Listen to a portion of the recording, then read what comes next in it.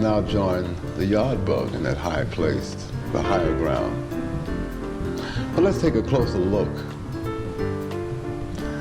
at what caused him to be so prolific.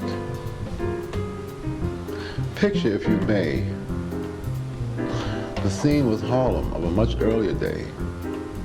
Bedbugs, roaches, crawling up and down keyboards. The whites, the blacks, in and out the cracks. Check your facts. An incredible lot they were. They had their own kingdom. They had their own god. There was a centipede named Art, and brother, he played piano with every part. He became known as God. The king was a mighty gnat named Cole, and he played and he sang like a merry old soul. Then there was Elegant Edward, the firefly, a most illuminating creature. Sophisticated ladies would become his feature, and he would go on to become the Duke of that wonderful land that we know of as Ellingtonia.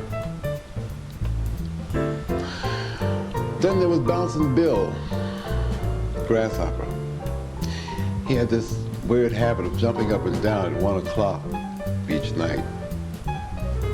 He became known as the Count of Swing, but between you and I, he was really king.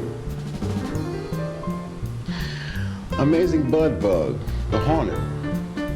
He turned the whole thing around with a machine gun-like sound, struck the keys magically, but alas, would end up tragically in a glass enclosure.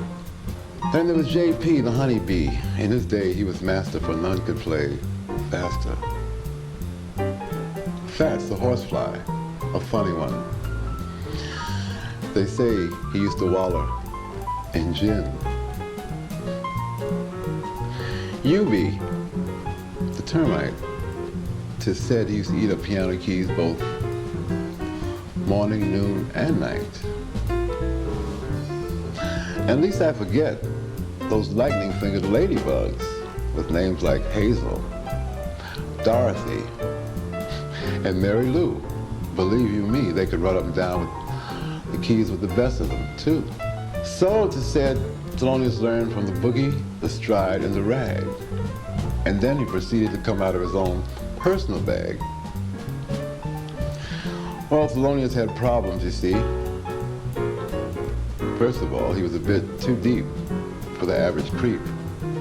And I don't think all his friends could be trusted, because lo and behold, Thelonious got busted. Oh, what a drag. And dig the charges. Thelonious assault on stock standards, malicious malpractice, diatonic distortions on boring ballads, and add to that, fornicating with the likes of Liza, Honeysuckle Rose, and Sweet Georgia Brown. Well, fortunately for Thelonious, none of these chicks showed up to put him down. 'Tis my belief that they actually dug the changes he put them through. I know they were never the same since. Well, they managed to slow him down a bit, but he merely went underground to perfect his sound. You see, he might have been slowed down for a while, but he wasn't about to change his style.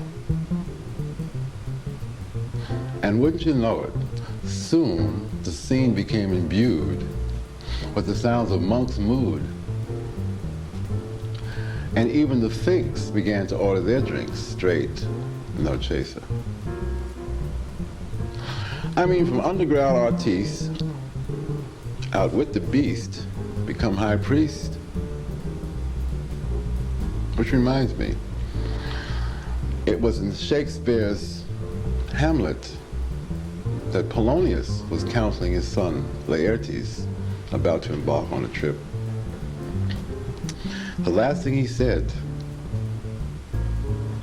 and this above all things, my son, that thine own self be true. In our lifetime, it would be Thelonious, whose lifestyle would be the embodiment of those words of wisdom.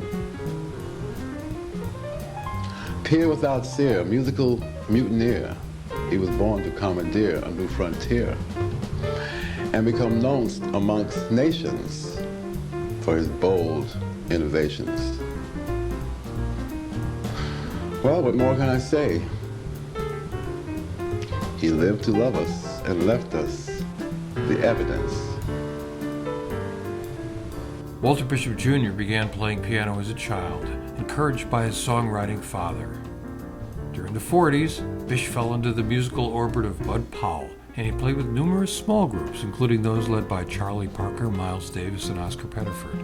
He formed his own trio in the 50s and continued to perform well into the 90s, recording periodically, writing a popular theory book, and teaching.